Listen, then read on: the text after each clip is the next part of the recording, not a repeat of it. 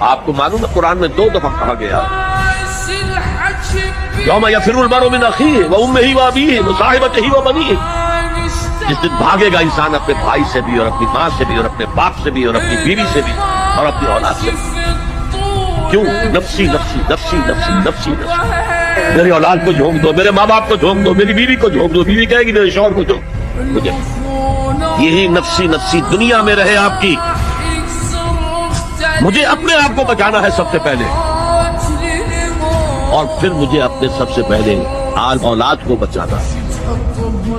یا ایھا الذین آمنوا قوا انفسکم واہلیکم نارا، اے ایمان والو بچاؤ اپنے آپ کو اور اپنے اہل و عیال کو آگ سے۔